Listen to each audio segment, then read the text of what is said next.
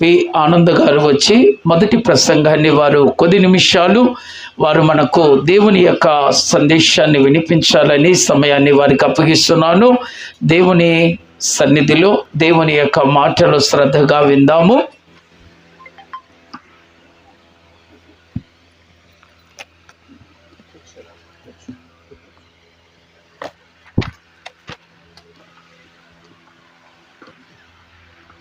ముందుగా నాకు ఈ అవకాశం ఇచ్చినటువంటి దేవాది దేవునికి హృదయపూర్వకంగా కృతజ్ఞతాస్తుతులు చెల్లించుకుంటూ, అలాగే వేదిక మీద కూర్చున్నటువంటి బ్రదర్ రవికుమార్ గారికి, అలాగే ప్రసాద్ అన్నయ్య గారికి, ఎస్తేరు అక్క గారికి, అలాగే అధ్యక్షుల వారికి, దానియేలు గారికి, రాజు గారికి కూడా ప్రభు పేరిట నా వందనములు.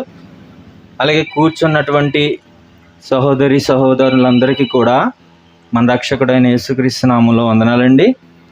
కొద్ది నిమిషాలు కొన్ని మాటలు నేను మాట్లాడాలని సిద్ధపడి ఉన్నాను. ఈ కార్యక్రమం నిమిత్తము కొన్ని మాటలు మాట్లాడుతానండి. దానికి ముందుగా చిన్న ప్రార్థన చేసుకుందాం. అందరూ దయచేసి తల వంచండి. మహాపరిశుద్ధుడా, మహాగణుడా, అత్యంత కృపా కనికరము గల మా ప్రియ పరలోకపు తండ్రి, మీ ఘనమైన నామానికి, పరిశుద్ధ నామానికి, అతి పవిత్రమైన శ్రేష్టమైన నామానికి లెక్కింపలేని స్తుతులు స్తోత్రములు తండ్రి. గతించిన సంవత్సరం అంతటి నుండి తండ్రి మరలా ఈ దినం వరకు మమ్మల్ని అందరినీ మీ సజీవ రెక్కల కింద మీ కృపలో భద్రపరిచి కాపాడి ఆయుష్ను ఆరోగ్యాన్ని ఇచ్చి తండ్రి మరలా ఇంకొకసారి ఈ దినాన్న మేము కూడుకోవటానికి, మిమ్మల్ని మహిమపరచడానికి, ఘనపరచడానికి తండ్రి మాకు ఇచ్చినటువంటి గొప్ప ధన్యతను బట్టి మీకు వందనములు నాయన. ఇదిగో ప్రభువా, మీ తరపున నిలబడి మాట్లాడటానికి సిద్ధపడుచుండగా మీ ఆత్మ సహాయమును నాకు అనుగ్రహించండి తండ్రి. మీ పరిశుద్ధ ఆత్మతో నన్ను నడిపించండి. అదేవిధంగా కూర్చున్నటువంటి మీ బిడలు వినిచుండగా తండ్రి విన్న మాటలను విని గ్రహించేటువంటి శక్తిని, సామర్థ్యాన్ని, ఆత్మ సహాయాన్ని వారికి కూడా దయచేయమని, ఈ కూడి కంటలో మీ సహాయం మాకు ఎల్లప్పుడూ దయచేయమని కోరుతూ ప్రాధేయపడుతూ ఈ ప్రార్థన మీ కుమారుడు మా రక్షకుడు అయినటువంటి యేసుక్రీస్తు ప్రభువారి పేరిట అడిగి వేడుకుంటున్నాను తండ్రి, ఆమేన్. ప్రియమైన దేవుని సంగమా, ఈ సందర్భం ఈ యొక్క కార్యక్రమాన్ని బట్టి, ఈ సందర్భాన్ని బట్టి కొన్ని మాటలు నేను మాట్లాడాలి. ఎందుకంటే టాపిక్ టైటిల్ మీద బ్రదర్ రవికుమార్ గారు మాట్లాడతారు. ఆయన వచ్చేంత వరకు కొద్ది నిమిషాలు మనం ఆలోచన చేద్దామండి ఈ సభ నిమిత్తం. ముందుగా బ్రదర్ రవికుమార్ గారు, అంటే ఈ కార్యక్రమాన్ని ఏర్పాటు చేసినటువంటి ఎవరైతే ఉన్నారో రవికుమార్ గారు, ఆయనకి నాకు సుమారు ఒక 20 సంవత్సరాల నుంచి పరిచయం అండి. ఒక చోట కలిసి పనిచేసాం, ఒక 5-6 సంవత్సరాలు కలిసి పనిచేసాం. ఆ తర్వాత ఆయన మానేయడం జరిగింది. మానేసిన తర్వాత మళ్ళా 2-3 సంవత్సరాలకు ఒకసారి ఆయన మేము పనిచేసే ఆ యొక్క కంపెనీకి రావడం జరిగిందండి. వచ్చిన తర్వాత ఆయన ఒక స్కూటీ వేసుకొచ్చాడు, రెడ్ కలర్ స్కూటీ. మాట్లాడుతుంటే నేను గమనించాను, ఆయన నంబర్ బోర్డు మీద ఒక పేరు రాసుంది. ఆ పేరు ఏంటంటే నిరీక్షణ వ్యర్థము కాదు అని రాసుంది. బాగుంది. చాలామంది బళ్ళు కొనుక్కున్నప్పుడు గాడ్స్ గిఫ్ట్ అని, లేదంటే డాడ్స్ గిఫ్ట్ అని, అమ్మ నాన్న దీవెనలతో అని వాళ్ళకి నచ్చినట్టుగా కొన్ని మాటలు రాయించుకుంటారు. మనకు తెలుసు, మనం చూసే ఉంటాం. అలాగే ఈయన కూడా నిరీక్షణ వ్యర్థం కాదు అని రాయించుకున్నాడేమో, బాగుంది చూడటానికే అని అనుకున్నానండి నేను. ఆ తర్వాత ఈయన సేవా పరిచయలోకి వచ్చిన తర్వాత మరలా ఎంతో కలిసి ప్రయాణం చేయటం, పరిచర్యలో సహకారులుగా ఉండడం, ఆయన్ని దగ్గరగా గమనిస్తున్నప్పుడు కొన్ని విషయాలు నాకు అర్థమైనవి. ఆ మాట ఆయన చూడటానికి బాగుందనో లేదా అందంగా కనబడుతుందనో రాయించింది అయితే కాదు. దాని వెనక ఆయనకు ఒక ఆలోచన ఉంది అని నేను అర్థం చేసుకున్నానండి. ఇది మీరు ఎలా చెప్పగలరని నన్ను అడిగితే నేను మీకు కొన్ని క్లారిటీ ఇస్తానండి. మనం చాలామంది దైవ సేవకుల్ని చూస్తుంటాం. అయితే అందరూ యథార్థవంతులైన అని ఆలోచిస్తే కొంతమంది గొర్రె చర్మం కప్పుకున్న తోడేళ్ల మాదిరి కనపడతారండి. అయితే కొందరు మాత్రం యథార్థంగా దేవుని కోసం కష్టపడతారు. వాళ్ళు కూడా ఉన్నారు, చాలా కష్టపడే వాళ్ళు, దేవుని సేవలో పని చేసేవాళ్ళు, చాలామంది సేవకులు అనబడిన వారు ఉన్నారండి. అయితే వాళ్ళలో ఒక్కరిగా ఈయన కూడా, అంటే ఎవరైతే యథార్థంగా దేవుని కోసం నిస్వార్థంగా కష్టపడుతున్నారో అటువంటి సేవకుల్లో ఒక్కరు ఈ రవికుమార్ గారు కూడా. ఇదేదో ఆయన్ని పొగడడానికో గొప్పలో చెప్పడానికో నేను మాట్లాడట్లేదండి. ఆయనతో కలిసి ప్రయాణం చేస్తున్నాను కాబట్టి, పరిచర్యలో కొనసాగుతున్నాను కాబట్టి నేను చెప్పగలను. మీకు కూడా ఒక అవకాశం, ఒక ఆలోచన నేను కలిగించాలి. ఎలా అంటే, ఆయన సేవలోకి వచ్చి ఎన్ని సంవత్సరాలు గడిచినప్పటికీ కూడా రవికుమార్ గారు ఇప్పటికీ ఆయనకి సొంత ఇల్లు అనేది లేదు. అద్దెంట్లో ఉంటున్నాడు, అక్కడుండే పరిచర్య కొనసాగిస్తున్నాడు. ఈయన ఈ సేవలోకి వచ్చి ఏమన్నా సంపాదించుకుంటున్నాడా అంటే తనకున్నది కూడా సేవ కోసం, పరిచర్య కోసం ఖర్చు పెట్టేస్తున్నాడండి. దీన్ని బట్టి మనకు అర్థమవుతుంది ఈయన ఎటువంటి ఆలోచన కలిగిన వాడు, దేవుని కోసం ఎంత కష్టపడాలో, ఆయన వంతు ఎంతవరకు ఓపిక ఉందో అంతవరకు కష్టపడుతున్నాడండి. నేను చూస్తున్నాను, మాట్లాడుతూ ఉంటాను, ఫోన్ చేస్తూ ఉంటాను, చేసిన ప్రతిసారి చెప్తూ ఉంటాడు, చాలా ఇబ్బందిగా ఉంటుంది ఆనంద్, పరిచర్య చేయాలి, ఎక్కడా కూడా రాజీ పడకూడదు, కానీ ఆర్థిక పరిస్థితులు, ఇబ్బందులు అయినా సరే ఇలాంటి కార్యక్రమం చేయాలంటే చిన్న విషయం కాదండి. చేస్తున్నాడు. ఎందుకు ఇంత ఇది అని అంటే నిరీక్షణ. ఆయన రాసిన మాట వెనక ఒక అర్థం ఉంది. ఇప్పుడు మనకు తెలుసు, క్రైస్తవుడు అనగా ఎవరో?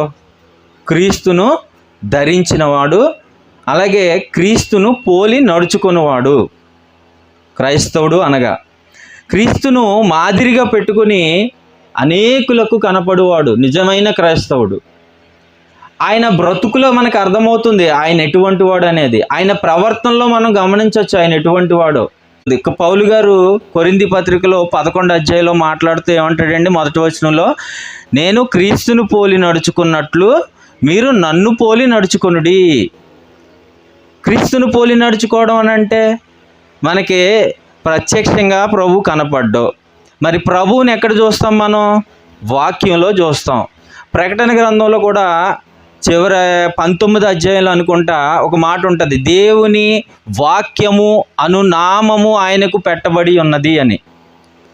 అంటే క్రీస్తును మనం ఎలా చూడాలి అని అంటే దేవుని వాక్యము, వాక్యమై ఉన్నాడు ఆయన. ఆ వాక్యము మనలో ఉన్నప్పుడు, ఆ వాక్యాన్ని అనుసరించి బ్రతుకుతున్నప్పుడు క్రీస్తును పోలి నడుచుకున్న వారముగా మనం కనబడతాం. పౌలు గారు అన్న మాట ప్రకారంగా క్రీస్తుని పోలి నడుచుకోవడం అని అంటే వాక్యాన్ని అనుసరించి జీవించడం, వాక్యం ఏం చెప్పిందో ఆ దాని ప్రకారంగా బ్రతకడం అండి. అయితే రవి గారిని చూస్తున్నప్పుడు నాకు అలాగే అనిపిస్తుంది. ఇప్పుడు ఈ కార్యక్రమం చేస్తున్నాడు, ఇది ఎందుకు చేస్తున్నాడో? ఆయనకి ధనం ఎక్కువైపోయా, లేదా ఈ కార్యక్రమం పెట్టి కొంతమందిని పిలిచి వాళ్ళని పోగేసుకుని ధనం సంపాదించడానిక? రెండూ కాదు. వాక్యం చెప్పింది ప్రకటించమంది, సువార్త ప్రకటించమంది, రక్షించమంది, అనేకులను పరలోకానికి నడిపించమంది. అది జరగాలంటే ఇలాంటి కార్యక్రమాలు చెయ్యాలి, వాక్య ప్రకారంగా నడుచుకోవటం. చూడండి, నిరీక్షణ వ్యర్థము కాదు అనే మాట వెనక ఎంత విలువైన సమాచారం ఉందో అవసరాన్ని బట్టి నేను కొన్ని రిఫరెన్స్లు మీకు చెప్తాను. వీలైతే ఓపికతో కొత్త చూడండి, కుదిరితే కూడా రాసుకోండి. హెబ్రీ పత్రిక 6వ అధ్యాయము 19వ వచనం చూడండి ఒకసారి. పౌలు గారు హెబ్రీలకు రాసిన పత్రిక 6వ అధ్యాయము 19వ వచనం. ఈ నిరీక్షణ నిశ్చలమును స్థిరమునై మన ఆత్మకు లంగరు వలె నుండి తెర లోపల ప్రవేశించుచున్నది. ఈ నిరీక్షణ ఎలా ఉందంటండి? నిశ్చలము, స్థిరము. అంటే ఏ నిరీక్షణ? ఇప్పుడు నిరీక్షణ లేని వారు ఎవరూ ఉండరండి. ఏ నిరీక్షణ అంటే లోకానుసారమైన నిరీక్షణ అందరూ కలిగి ఉంటారు. బాగా చదువుకున్నవాడు ఒక ఉద్యోగం కోసం నిరీక్షణ కలిగి ఉంటాడండి. ఎలా అయినా ఉద్యోగం సంపాదించాలి, తన చదువుకు తగిన ఉద్యోగం. కొన్ని రోజులు గడిచేసరికి బ్రతుకు తెరువు కోసం ఏం చేస్తారంటే, ఎలాగా ఉద్యోగం రాలేదు కాబట్టి ఏదో ఒక ఉద్యోగం చేసుకుని బ్రతకాలి, కుటుంబాన్ని పోషించుకోవాలి అని చెప్పి తనకు చదువుకు తగ్గ ఉద్యోగం దొరకకపోయినా బ్రతకడం కోసం ఏదో ఒక పని చేస్తాడు. అంటే ఆ నిరీక్షణలో నిశ్చయత లేదు, స్థిరత్వం లేదు. ఇంకొంతమందిని చూసినప్పుడు అమ్మాయిలు కానీ అబ్బాయిలు కానీ వివాహ విషయంలో తమకు కావలసిన భార్యలు ఇలా ఉండాలి, భర్తలు ఇలా ఉండాలి అని ఎన్నో కోరికలు, ఆలోచనలు కలిగి ఉంటారు. చివరికి రాజీ పడి దొరికిన వారితోనే అడ్జస్ట్ అయ్యి బ్రతుకుతూ ఉంటారు.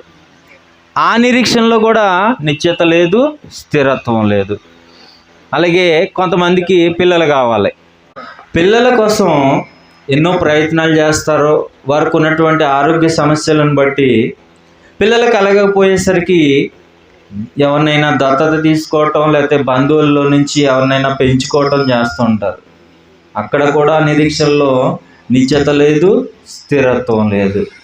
కానీ ఇక్కడ దేవుడు చెప్తున్నాడు, దేవుని సంబంధమైన నిరీక్షణ ఎలాంటిది అని అంటే నిశ్చలమైనది, స్థిరమైనది. అందులో ఎటువంటి సందేహం లేదండి, ఎటువంటి సందేహం లేదు. ఇంకొక మాట, అదే హెబ్రీ పత్రిక 7వ అధ్యాయం 19వ వచనం, ధర్మశాస్త్రము దేనికిని సంపూర్ణ సిద్ధి కలుగ చేయలేదు గనుక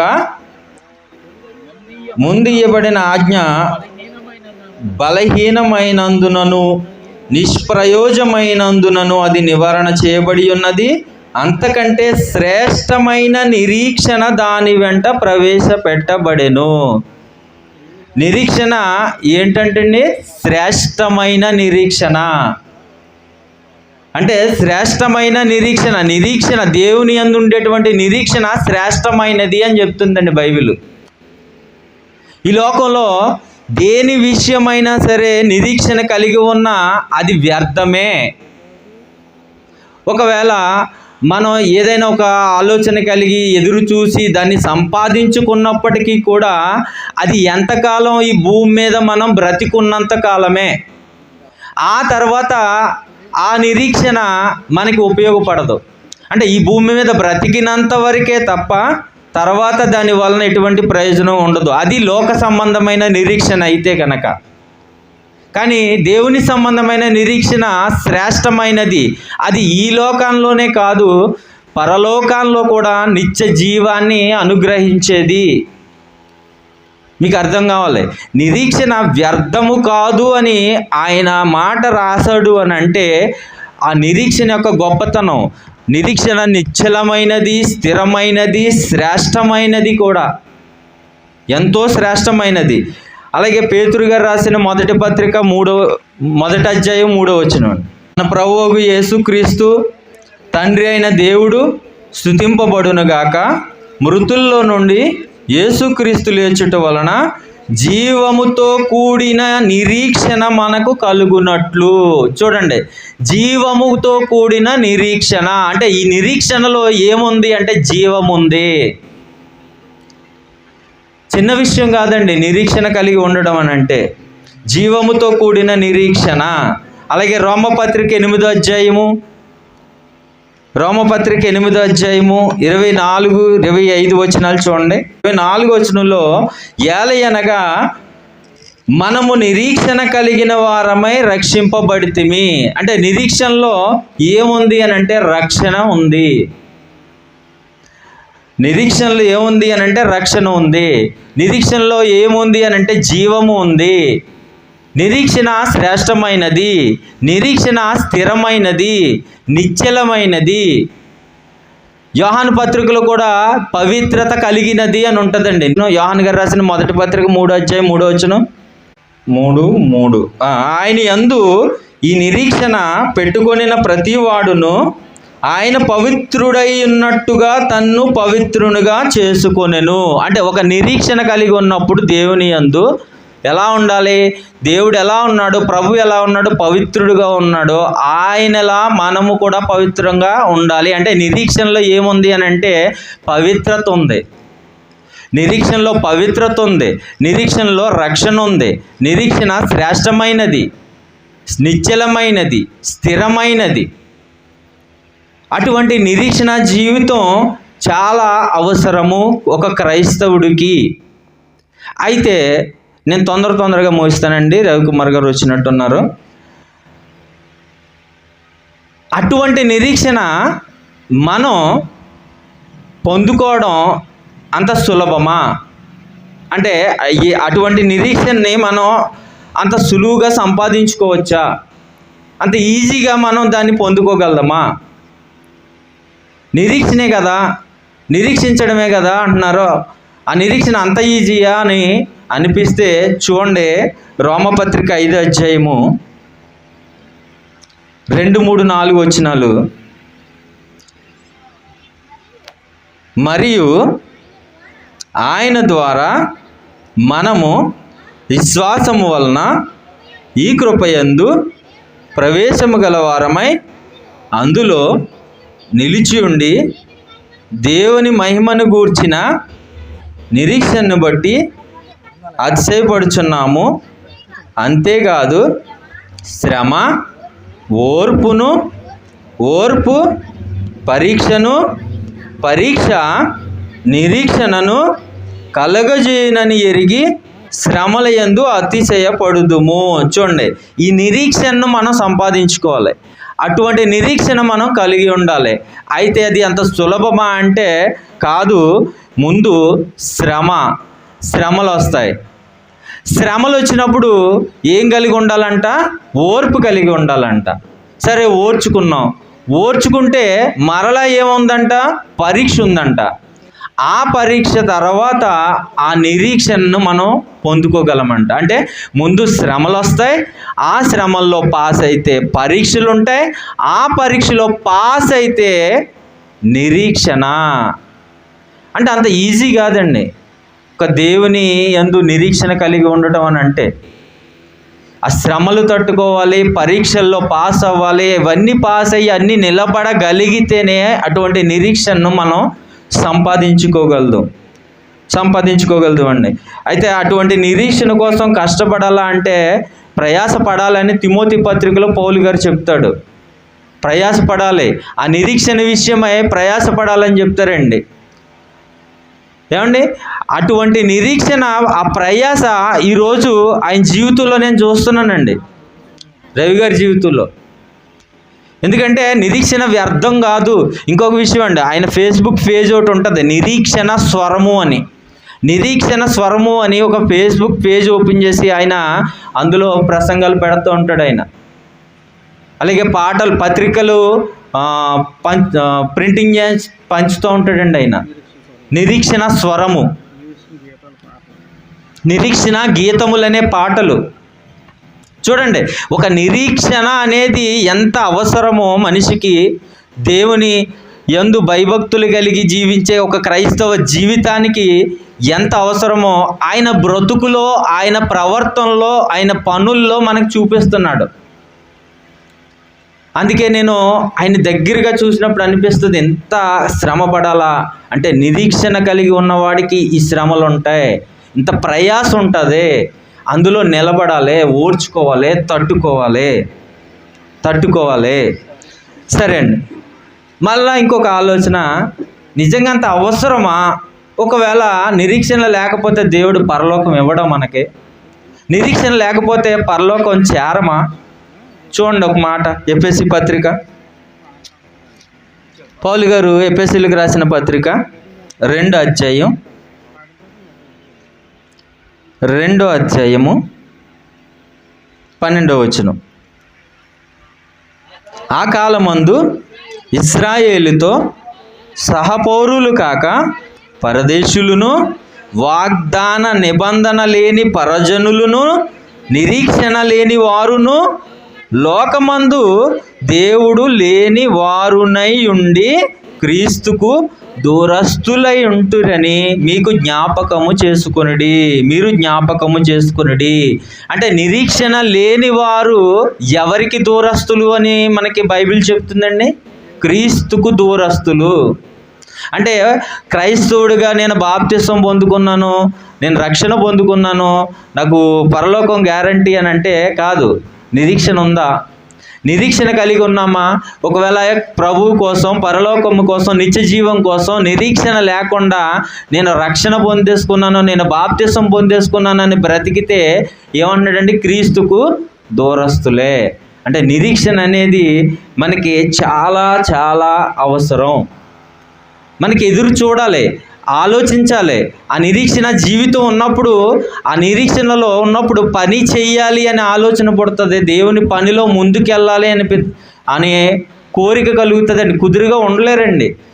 తిన్నా తినకపోయినా, ఉన్నా లేకపోయినా పరిచర్యలో ముందుకెళ్ళాలి.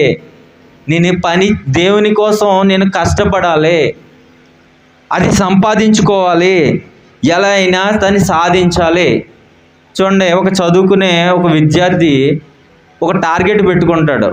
ఏదేమైనా ఉద్యోగం కొట్టాలి, నేను అది సంపాదించాలి. అది ఆయన నిరీక్షణ. చదువుతాడు, కష్టపడతాడో ఏదోలాగా దాన్ని సంపాదించుకుంటాడు. కొంతమంది చూడండి, ఏ టార్గెట్ ఉండదో, వెళ్తారో, చదువుతారు, వస్తారో, చివరికి వారి గమ్యం ఏంటో వారికే తెలీదు. వారు చదివిన చదువు వారి భవిష్యత్తు కూడా ఉపయోగపడదు కొంతమందికి. ఎందుకు?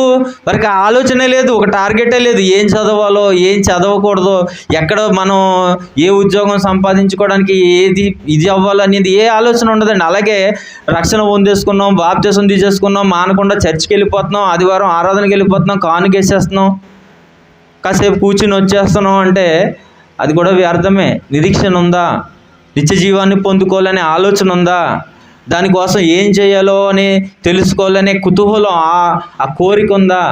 లేకపోతే క్రీస్తుకు దూరస్తులే. అభక్తి వ్యర్థమేనండి, అభక్తి వ్యర్థమే. చూడండి ఇంకొక మాట, తెస్సలోనికీయులకు రాసిన మొదటి పత్రిక 4వ అధ్యాయం 13వ వచనం. ముగించుకుందామండి, తొందరగా నేను ముగించేస్తాను. తెస్సలోనికీయులకు రాసిన మొదటి పత్రిక 4వ అధ్యాయం 13వ వచనం. సహోదరులారా, నిరీక్షణ లేని ఇతరుల వరే మీరు దుఃఖపడకుండు నిమిత్తము. అంటే నిరీక్షణ లేని వారికి ఏం మిగులుతుందండి? చివరికే దుఃఖమే. ఎందుకంటే నిరీక్షణ లేని క్రైస్తవుడిగా బ్రతికేసి ఒకరోజు చచ్చిపోతే పరలోకానికి వెళ్ళిపోతామా? నరకానికి పోయే ప్రయాణమే. ఎందుకంటే మన జీవితంలో నిరీక్షణ అనేది లేదు, దేవుని ఆలోచన లేవు, దేవుని పని గురించి కష్టపడాలి అనే కోరిక లేదు, పవిత్రంగా బ్రతకాలి, పరిశుద్ధంగా బ్రతకాలి, అనేక మందిని దేవుని వైపుకి నడిపించాలనే ఆలోచన లేదు. అలాంటి జీవితం చివరికి మళ్ళా దుఃఖాన్ని మిగిస్తుందండి. ఇంక చివరిగా ఇంకొక మాట, యోధ పత్రిక 20:21 వచనాలు. ప్రియులారా, మీరు విశ్వసించు అతి పరిశుద్ధ దాని మీద మిమ్మును మీరు కట్టుకొనుచు. చూడండి, ప్రియులారా, మీరు విశ్వసించు పరిశుద్ధమైన దాని మీద మిమ్మును మీరు కట్టుకొనుచు. మన విశ్వాసం ఏంటండి? దేని మీద మనం కట్టుకోవాలి? మనకు తెలుసు ఒక మాట, వినుట వలన విశ్వాసము కలుగును. ఆ మాట ఎవరు? దేవుని క్రీస్తు. అంటే మన పునాది దేని మీద ఉన్నది అని అంటే అతి పరిశుద్ధమైన దాని మీద. మన విశ్వాసం ప్రభువు వాక్యం మీద మనల్ని మనం కట్టుకోవాలి, వాక్యంలో మనల్ని మనం కాపాడుకోవాలండి. కాపాడుకుంటూ చదవండి, పరిశుద్ధాత్మలో ప్రార్థన చేయొచ్చు. పరిశుద్ధాత్మలో ఏం చేయాలంటే అండి, ప్రార్థన అంటే ప్రార్థనా జీవితం కలిగి ఉండాలి. ప్రార్థనా జీవితం. తెస్సలోనికీయులకు రాసిన పత్రికలో ఎడతెగక ప్రార్థన చేయుడి అంటాడు. లూకా సువార్తలో ప్రభు ఉపమానం చెబుతూ విసుగక ప్రార్థించుడి అంటాడు. అంటే ప్రార్థనా జీవితం కలిగి ఉండాలి. అలాగే మనల్ని మనం వాక్యంలో నిలబెట్టుకోవాలి, కట్టుకోవాలి. తర్వాత నిత్య జీవార్థమైన మన ప్రభువు యేసుక్రీస్తు కనికరము కొరకు కనిపెట్టుచు అంటే నిరీక్షణ, మెలకువగా ఉంటూ దేవుని కోసం ఎదురు చూస్తూ ఆయన రాకడ కొరకు, అంటే ఒకవేళ ఆయన నేను ఉండగానే వస్తే నేను ఆయనతో వెళ్ళిపోవాలి, లేదా ఆయన కన్నా ముందు నేను ఈ లోకాన్ని విడిచిపెడితే ఆ పరదేశకు చేరిపోవాలి. అటువంటి ఒక నిరీక్షణతో కనిపెట్టుకొనుచు దేవుని ప్రేమలో నిలుచున్నట్లు కాచుకొని ఉండుడి.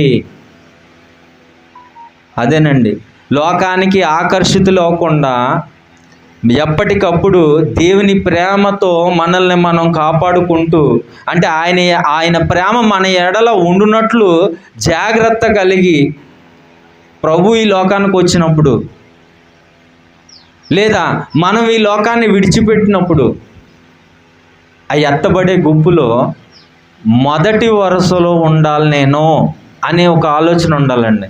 రవి గారు ఎప్పుడు ఆయన ప్రార్థనలో కానీ లేదా ఆయన మాటల్లో కానీ ఎప్పుడు చెప్తుండే ఒక మాట అండి, ఒకవేళ ప్రభు వస్తే ఆ ఎత్తబడే గుంపులో మొదటి వరుసలో నేను ఉండాలి, మాతో ఉన్నవారు ఉండాలి అనేది ఆయన ఆలోచన, ఆయన కోరిక ఎప్పుడు చెప్తూ ఉంటాడండి. అదే స్థితిలో మనము కూడా ఉండాలి, అదే ఆలోచన కలిగి ఉండాలండి. అంటే నిరీక్షణ అనేది ఎంత అవసరమో మనకి ఇప్పుడు అర్థం కావాలి. సమయం చాలా ఎక్కువైంది కాబట్టి నేను తొందరగా ముగించాలని కొంచెం కట్ చేసుకుంటూ వచ్చానండి. ఎందుకంటే కొంచెం ఆ ఇబ్బంది పెట్టడం వల్ల మనకు సమయం ఎక్కువైంది. నేను ఎక్కువ సమయం మాట్లాడితే నా వెనకాల కొన్ని కార్యక్రమాలు ఉన్నాయి, అలాగే మన రవికుమార్ గారు కూడా మాట్లాడవలసిన అవసరం ఉంది, సమయం సరిపోదు. కాబట్టి ఈ విషయాల్ని మీరు ఆలోచించండి. రవి గారు ఎప్పుడు చెప్పే మాట, ఎత్తబడే గుంపులో మొదటి వరుసలో నేను ఉండాలి, మా సంఘం ఉండాలి, నాతో కలిసి పనిచేసే ఆ జత పని వారు ఉండాలి అనేటువంటి ఆలోచన కలిగి ఉండి ఇటువంటి కార్యక్రమాలు చేస్తూ ఉన్నాడు అని అంటే ఖచ్చితంగా ఆయన నిరీక్షణ వ్యర్థం కాదు.